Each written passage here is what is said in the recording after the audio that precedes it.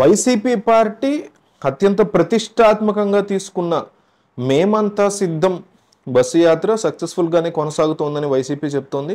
ఈరోజు 3వ రోజు యాత్ర సక్సెస్ఫుల్గా జరుగుతోంది.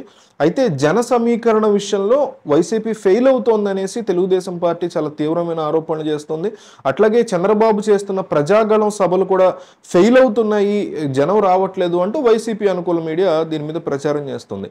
అయితే రీసెంట్గా జరిగినటువంటి వైసీపీ మేమంతా సిద్ధం బస్సు యాత్రకు సంబంధించిన ఒక పబ్లిక్ మీటింగ్లో బైరెడ్డి సిద్ధార్థ రెడ్డి కనిపించారు. జగన్మోహన్ రెడ్డి అట్లాగే బైరెడ్డి వీళ్ళిద్దరి మధ్య కూడా ఒక చాలా స్ట్రాంగ్ అయిన ఒక బంధం ఆ ప్రాంతంలో కనిపించింది. ఇప్పటికే డీసెంట్ పదవి ఇచ్చి బైరెడ్డి సిద్ధార్థ రెడ్డిని వైసీపీ పార్టీ తరఫున స్ట్రాంగ్గా నిలబెట్టగలిగారు జగన్మోహన్ రెడ్డి. బైరెడ్డి సిద్ధార్థ రెడ్డికి యువతలో విపరీతమైనటువంటి క్రేజ్ ఉన్న పరిస్థితి ఉంది.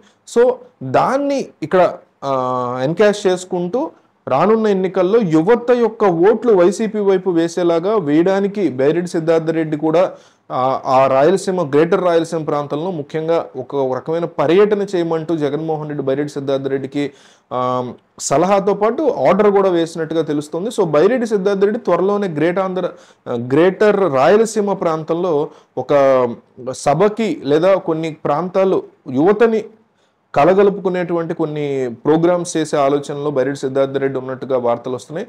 సో ఈ నేపథ్యంలో వైసీపీ పార్టీ తరఫున ఉండే మీడియా నుంచి వినపడుతున్న మాటలు ఏంటంటే, మళ్ళీ అధికారంలోకి వచ్చిన తర్వాత జగన్ కనుక మళ్ళీ గెలిస్తే అధికారంలోకి వస్తే ఈసారి కంపల్సరీ బైరెడ్డి సిద్ధార్థ రెడ్డికి ఏదో ఒక మంత్రి పదవి, కుదిరితే పౌర సరఫరాల శాఖ కావచ్చు, గతంలో కొడాలి నాని చేశారు, టూరిజం కావచ్చు, ఇప్పుడు రోజా స్పోర్ట్స్ అండ్ టూరిజం ఉన్నారు, అదే శాఖని స్పోర్ట్స్ అండ్ టూరిజం శాఖని బైరెడ్డి సిద్ధార్థ రెడ్డికి ఇచ్చే ఆలోచనలో ఒకవేళ మళ్ళీ గెలిస్తే కనుక జగన్ ఉన్నారు అంటూ కూడా వ్యాఖ్యలు వస్తున్నాయి. సో బైరెడ్డి సిద్ధార్థ రెడ్డి యొక్క ప్రభావం వైసీపీకి సంబంధించి గ్రేటర్ రాయలసీమ ప్రాంతంలో ఆయన ఏదైనా ఒక చిన్న సభ లాంటివి చేస్తే ఆ ప్రభావం ఎంతవరకు ఉంటుందని మీరు అనుకుంటున్నారు అనేది కామెంట్లో కంపల్సరీ తెలియజేయండి. అసలు ఏపీ ప్రజలు బైరెడ్డి సిద్ధార్థ రెడ్డి యొక్క రాజకీయం గురించి ఏం ఆలోచిస్తున్నారు అనేది కూడా కంపల్సరీ మీరు కామెంట్లో చెప్పండి. ఎందుకంటే ఇప్పుడు ఒక 1000 మంది 2000 మంది ఈ వీడియో చూస్తే అందులో ఒక 50 మందికి మాత్రమే రాజకీయంగా నాలెడ్జ్ ఉంటుంది, ఒక 50 మందికి 100 మందికి అందరికీ ఉండదు కదా.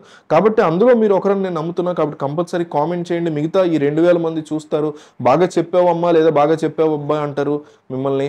సో వీడియో వదిలి వెళ్ళొద్దు. కంపల్సరీ బైరెడ్డి సిద్ధార్థ యొక్క రాజకీయ ప్రస్థానం గురించి, ఆయన రాజకీయాల్లోకి ఎట్లా రానున్న ఎన్నికల్లో గెలిచే అవకాశం ఉందా, ఇవన్నీ కూడా మీరు కామెంట్ చేయండి.